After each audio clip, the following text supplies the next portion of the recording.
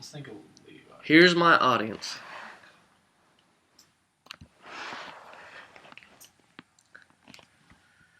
College athletics throughout the years have become more and more competitive. Athletes are more talented, stronger, and perform at a level that has not been seen before. Some athletes expect more from their university or college now than ever before, as well because of their performances. College athletics has turned into a phenomenon. Fans are very supportive of their favorite schools or alma mater. They support their schools by giving money, being season ticket holders, attending banquets, attending games or matches, etc. Some of the main points in this paper will explain how athletes are students first and athletes second. Colleges make more money on their athletes than any other source of revenue. The athletes' coaches make more than administrators and professors trying to educate the student athletes. Stadiums and arenas are like professional venues. The training the athletes receive is tremendous, and NCAA violations are a growing concern to colleges and universities. The problem with all the popularity of college athletics and the athletes is that athletes think they should be paid or get compensation for all of the work they do for their respective programs. Athletes do not think a scholarship is enough compensation, even if it pays for the 4 years of college. I agree with the athletes. A solution to this problem would be to pay the players the same hourly rate that work-study students are paid. College athletes go to school and practice their sport every day. On top of this, they have to worry about keeping their academics at a high grade point average in order to compete and maintain their scholarship. They do not get to go home on breaks like other students. Instead, they stay at school and practice or participate in a game or match. Their coaches expect so much from their athletes and expect them to not get burnt out. As a former high school athlete, I can see where the athletes get burnt out because practice is every day, and just because the sport may not be in season, there's still practice and the coaches expect the players to work on their own. Some athletes do it for the love of the game. Others do it because they want to play their sport professionally. Some do it just to get a free education. Others do it for the fame and fun. Whatever the case may be, being a student athlete is a job. The amount of money colleges or universities make off their athletes is astounding. Schools can make money by signing TV contracts, sponsorship agreements, on-court or field logo of companies, and putting logos on jerseys. This revenue goes straight to the athletic departments of each school. But would these schools get all of the revenue if their players were not good at their sport? This is an obvious answer: no. And from this visual aid, you can see those revenues. The athletes' coaches make a good amount of money just because of the name of school or their own name because of their past. Most coaches make $100,000 per year. Stadiums, arenas, and fields have become state-of-the-art, not always due to technological advances but to money gains. Most stadiums have luxury boxes or special seating for their higher-income individuals that sponsor their programs. This is more like professional sports because the sponsor knows most of the star athletes will one day be professional and can then sponsor them.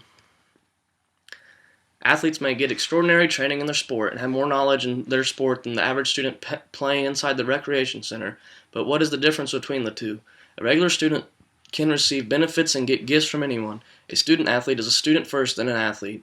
How are the two different? I think they are the same. One just has the word athlete on it. A regular student can get a scholarship for good grades and a high SAT or ACT score and get their college paid for. An athlete is the same, except they are playing a sport instead of studying all the time. In professional sports, there are only a few openings each year for a position on a team. In the workforce, besides sports, there are plenty of jobs available. This is what is sad because even though the athletes are so good at their sport, those skills do not transition to the actual workforce. Athletic skills can only get a person so far, but education can get someone further because they are more skilled for the workforce. Athletes have been working all their lives and not gotten paid for their duty. They are used to long days, usually longer than the typical 8 to 5 workday. There has been plenty of scandals related to this topic.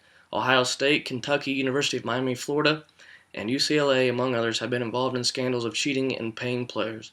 They have also had players accept gifts or cash. This is an NCAA violation. The NCAA is always finding out about new scandals and having to investigate them. This means hiring more personnel to investigate these scandals and get to the bottom of the cheating. If this violation was reprimanded, then the NCAA could keep more revenue instead of paying employees to investigate financial compensations to student athletes and focus on more important topics related to sports.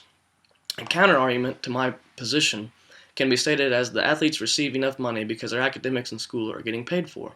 The NCAA and the athletic departments do not allow payments of cash or any type of gifts or objects that cost money given to the student athlete. The NCAA is said to be non-profit, but it seems as if they are all about making the most profit they can possibly make. Some argue because of the Title IX rule that it would be completely out of the world to pay all student athletes because of their efforts. This brings me to my solution. Athletes do not need to be paid $100 for every game they play or receive a $100,000 sponsorship from Nike. They need to be paid the same amount that any other student on campus making while they try to make an income from work-study.